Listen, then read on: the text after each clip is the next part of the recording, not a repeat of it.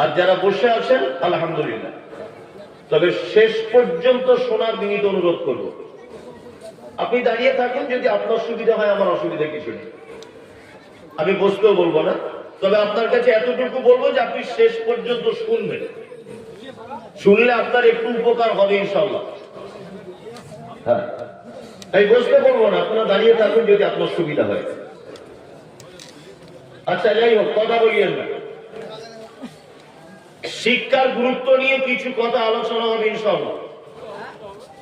আর আলোচনার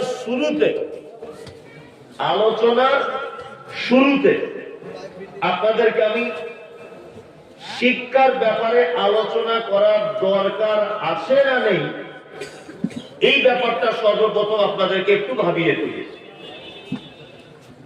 প্রথম, আপনারা মুর্শিদাবাদের মানুষ, ইসলাম সম্পর্কে যথেষ্ট আপনারা সচেতন, সমস্ত ব্যাপারেই আপনারা সচেতন। আমি আপনাদেরকে প্রথমে একটা প্রশ্ন করছি, এই প্রশ্নটার উত্তর আপনারা যদি দেন আলহামদুলিল্লাহ, না দিতে পারলে আমি বলবো। আচ্ছা, ইসলামের ভিত কয়টি? কে বলতে পারবেন? 5টি। ইসলামের ভিত 5টি।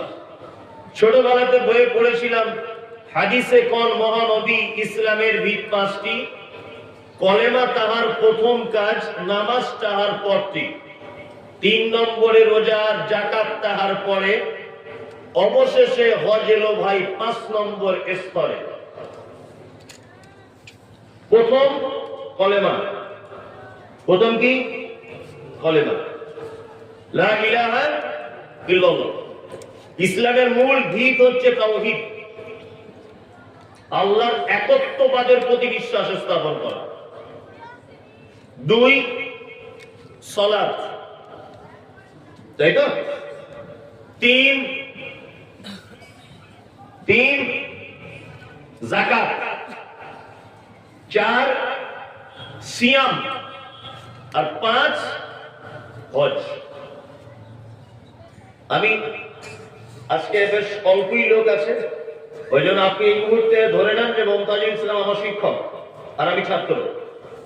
আপনি এখন যতই মহারথী হন আর যতই পণ্ডিত হন, আপনি এই মুহূর্তে ধরে নেন যে আমি ছাত্র, মমতাজুল ইসলাম আমার শিক্ষক, তার আপনি কিছু জানতে পারবেন। তাহলে ইসলাম 5টি জিনিসের উপরে দাঁড়িয়ে আছে: কলেমা, নামাজ, হজ, যাকাত আর রোজা।